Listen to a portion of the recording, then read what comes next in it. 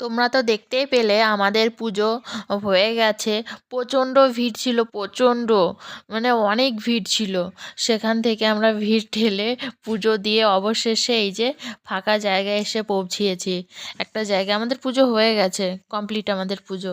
আমরা এখন মেলা ঘুরবো, মেলা ঘুরে দেখবো এখন মেলাটা কেমন হয়েছে, কত লোক বসেছে ওখানে। এই যে আমাদের সামনে আমরা যখন বাইরে আসছিলাম, নন্দী ভেঙে, এই দেখো নন্দীকে আমরা গায়ে হাত দিয়ে প্রণাম করলাম, পুজো দিয়েছি নন্দীকে, নন্দী মহারাজকে পুজো টুজো দিয়ে আমরা এখন বাইরে যাচ্ছি ঠাকুর মন্দির থেকে বাইরে। এই যে প্রচণ্ড অনেক লাইন হয়েছিল, অনেক লাইন, আর প্রচণ্ড ভিড় হয়েছিল। সোমবার যেহেতু, তার জন্য তো শিবের বার, সোমবার আর বৃহস্পতিবার এখানে দুদিন ধরে মেলা বসে আর পুজো হয়। তোমাদের যদি আসতে ইচ্ছা হয়, মাঝদেয়া স্টেশন থেকে অটো করে পাগলাখালি বললেই বাবার স্থানে নিয়ে এসে পৌঁছিয়ে দেবে তোমাদের। এই যে এদিকে অনেক মেলায় দেখো, অনেক মেলা ঘুরতে ঘুরতে একটা কাকুর সঙ্গে আমাদের পরিচয় হলো। এই পাগলাহালির সম্বন্ধে অজানা কিছু তথ্য দিল আমাদের কাছে, মানে কবে বাবা স্থাপিত হয়েছে ওখানে, ওখানে কবে থেকে শিব ঠাকুর বিরাজমান হয়েছে। ওনার মুখ থেকেই তোমরা শুনে নাও উনি কি বলে। এটা তাহলে শ্মশান ছিল অনেক আগে।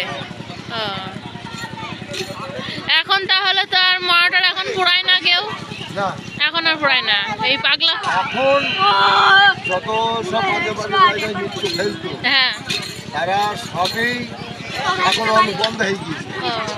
এখন আর একটা বাচ্চা বলো না, হ্যাঁ হ্যাঁ হ্যাঁ। আর আগে মানুষজন একটা গরিব মানুষ ছিল, নিয়ে যেতে পারতো না। এই সমস্ত এলাকার লোক সব এইখানে এসে কেউ হয়তো পুড়ি দিত, কেউ পুঁতে থুত, কেউ জলের মধ্যে গোজ মেরে বেঁধে দিত। এখানে তো হচ্ছে এটা রিসেন্ট হয়েছে তাই তো? এই যে পাগলাখালির বাবার এটা রিসেন্ট না, কত বছর হচ্ছে তবুও? আমরাই দেখছি কি 40 বছর। ও, তা 40 বছর আগে থেকে? আমরাই দেখছি 40 বছর, কিন্তু 40 বছর আগে থেকে বাবা ছিল এখানে। হ্যাঁ হ্যাঁ হ্যাঁ। কিন্তু এত জাগ্রতা ছিল না, সব ঝোড় জঙ্গল ছিল। হ্যাঁ। আর এই জাগ্রতা হয়েছে মোটামুটি বছর 20-25 হচ্ছে। আর 40 বছর ধরে লোক আসতো, হয়তো জ্যৈষ্ঠ মাসের প্রথম এইভাবে হয়েছে। আর এখন হচ্ছে প্রত্যেক দিন এখন বাবার ওখানে নীতি ভোগ হয়, প্রত্যেক দিন ভোগ হয়। ওখানে নাট মন্দিরও তো দেখলাম, নাট মন্দির করা আছে, বড় কমিটিও বসে আছে এখানে। প্রত্যেক দিন বাবার ভোগ হবে। 500-700 মানুষ প্রত্যেক দিন এখানে খায়। 500-700 মানুষ প্রত্যেক দিন এখানে খায়। এখানে হচ্ছে মৃত্যু ভোগ। তাহলে কাকু আপনার তো এখানেই বাড়ি নাকি? আমার হ্যাঁ, আমার বাড়ি ও মহেশপুরে বাড়ি। নদীর ওপারে আমার বাড়ি। ঠিক আছে, ভালো থাকবেন। আপনার মুখের কথাগুলো শুনে আমার খুব ভালো লাগলো। ভালো তো লাগবে, তার মানে জায়গাটাই তো ভালো। হ্যাঁ, আমাদের এখানে কোনো আপাত বিপদ নেই। মেলাটা না না না, কোনো হুড় হান্নার গন্ডগোল আছে না না না। পাগলা বাবার নির্দেশ আছে 250 গজের ভিতরে কোনো রক্ত চিহ্ন পড়বে না। এটা তো পাগলা বাবার নির্দেশ। এখানে মদ খেয়ে কেউ যদি কাকামো করে, তার জন্য প্রশাসন আছে, তুলে নিয়ে চলবে। মদ এখানে চলবে, যত কেউ খাই খুব গোপন, মদ খেয়ে মাতলামো করতে হবে। প্রশাসন আছে, প্রশাসন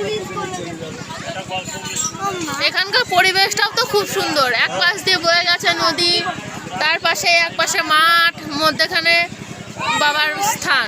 এইখানে গরমের সময় আসলে ঝিরঝির করে হাওয়া বাবার বাড়ি দেখতে পাই। আমরা তো এখানে আসলে আমাদের বাড়ির কথা মনেই পড়ে যে বাড়ি কি হচ্ছে, কি হইলো মনে পড়ে। এখন আগে তো লোক বাস করতে পারতো না, আগে ভয় জ্বালা এখানে কেউ থাকতে পারতো না। এখন কি বসবাস করে? এখন 5-7 জন লোক এখানে থাকে। আসার জন্য করে রাত্রে থাকা, এখন চারিদিকে লাইট হয়ে গেছে না, চারিদিকে লাইট হয়ে গেছে,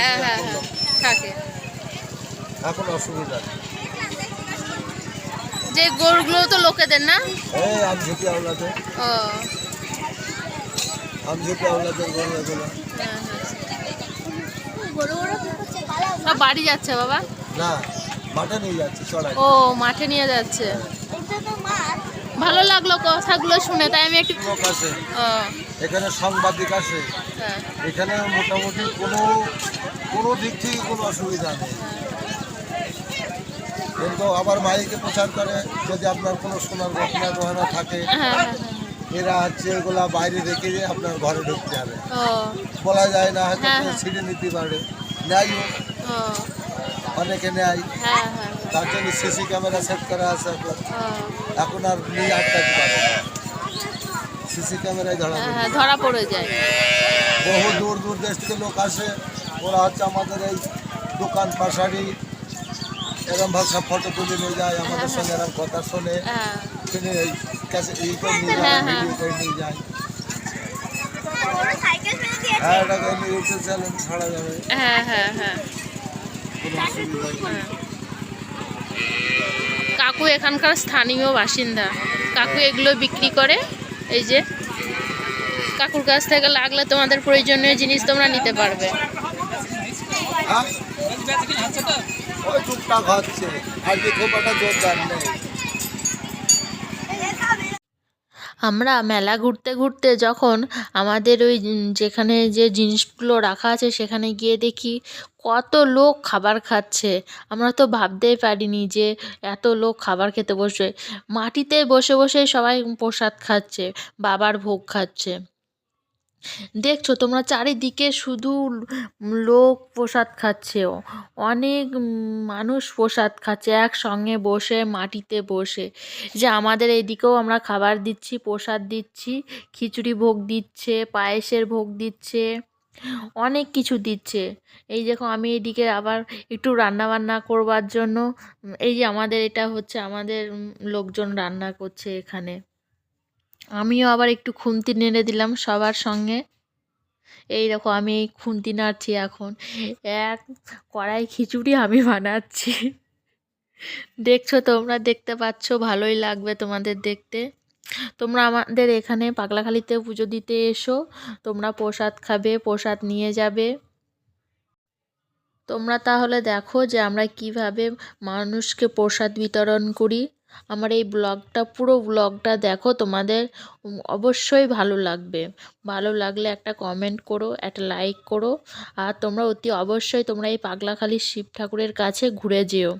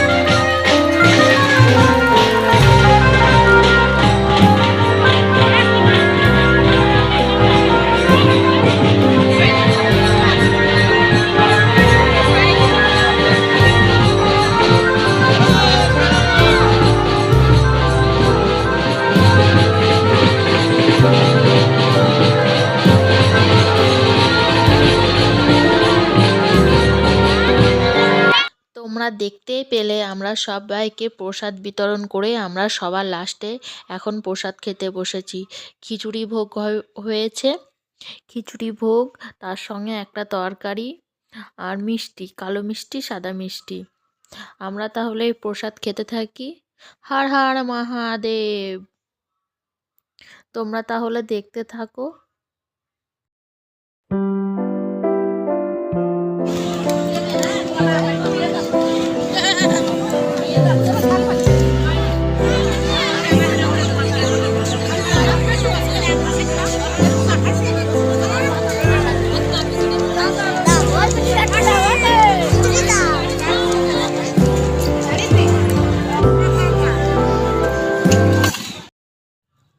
আমাদের প্রসাদ খাওয়া হয়ে গেছে। প্রসাদ টোসাদ খেয়ে আমরা এখন বাড়ির দিকে রওনা দিচ্ছি। তোমরা তাহলে দেখতে থাকো আর সঙ্গে থাকো আমরা কিভাবে যাই।